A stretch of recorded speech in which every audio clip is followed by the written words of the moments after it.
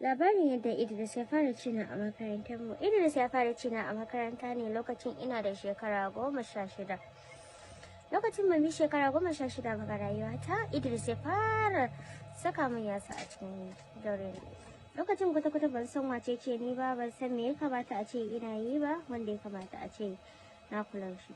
Idris malamin makarantar mu ne, amma kuma irin mutane ne da suke zuwa karantarwa domin kawai a dan basu wani abu a wancan lokacin, amma dai kyakkyawa ne mataka kaya. A kullum ba zan taɓa manta ba, idan dai Idris zai aika ko kuma menene a aji sai ce a aiki Asiya, in ce to ni me yasa Idris yake so aika na kullum sai ce a aiki Asiya a aji. Abun yana matukar bani mamaki kullum da koyaushe, me yasa Idris zai rika cewa a aike ni. Wannan aikan tabbas na fara kokonto ya akai wannan aikan baya karewa, kuma wanda ya kamata a ce ya fara karewa saboda Idris ya fara takura ma rayuwata. Me zai faru wata rana an tashi daga makaranta, zan fito kawai sai naga Idris a saya bakin gyar, lokacin yayyafi ya fara kawai sai naga ya zo ya lulluɓa ni da lema ya shiga ciki ya matsa kusa da ni, kawai ƙanshin jikinsa sai fara birgita ni a wancan lokacin. Sai ce Asiya a cikin ruwan sama zaki koma? Sai na ce zan koma. Sai ce no, ki zo mu koma cikin makaranta saboda ruwan nan zai iya jikkata ki. Nace no. Sai ce bana wasa da ke. Nace to sa. Haka muka koma cikin makaranta kamar haɗin baki ko gaya muku, sai ga ruwan sama ya sauko sha a wannan lokacin. Saukowa wannan ruwan sama ya rikita ni, na rasa ya zan yi, me ya kamata a ce na fara yi saboda ga ruwan sama gashi kuma ina so na koma gida. Ga Idris ya saya ya kasa ya sare, babu yadda na isa na yi, dole ne in biye wa abin da Idris ya ce ni. Kawai muna cikin aji ni da shi sai na lura fa makarantar nan fa duk rabi a riga da an watse, wasu ajujuwan ne ma babu mutane a ciki da ɗaya. Kawai sai na rasa ya zan yi, na ce Idris ni fa zan koma gida ko da ina jikiwa saboda baban mu za ta neme ni kuma za a iya yi min faɗa a gida.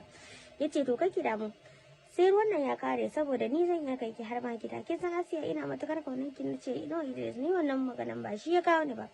Ya ce a'a ba haka za a yi ba, yanzu abin da za a yi zo in nuna miki wani abu. Kawai ina mazowa kawai sai daga ya zuke min hijabi na kawai. Yana zukewa ya ce jarin ki ta jike, ya kamata ce a ajiye shi a gefe. Na ce me yasa sa na rike jiki na, kun sani akwai manya-manyan kaya irin sosai ina. Na ce sa me yasa za ka yi min haka? Ya ce ki kwantar da hankalinki, babu cutarwa tsakanina da ke. Kawai so nake na tabbatar da ingancin abin da nake kallo a baɗini. Ya ce me kake kallo a baɗini? Ya ce nonuwanki nake kallo a baɗini, yanzu so nake na tabbatar da su a zahiri ya suke.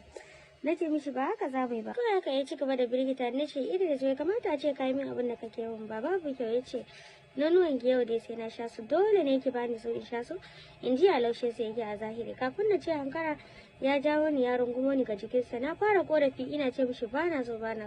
Kawai kafin na hankara ya kama cringes din bakin riga na, saboda ban ma sa breziya ba saboda bana iya saka breziya a cikin kayan jikina. To abin da ya samu nasara kenan saboda bakin nanuwa na dai sun fito luɗu a jikin uniform, ko sai da uniform makaranta ta. Kawai sai ya sa bakinsa akan uniform din, kawai ya fara latsa. Wallahi in gaya muku dai sai na fara jin wata yarga jikina, na fara jin wasu birgitattun lamari sun fara birgita min ga rayuwata. Na fara ihu ina tunanin cewa wace duniya nake, me haka din. Sai wata zuciya take ce min kar ki manta fa abin da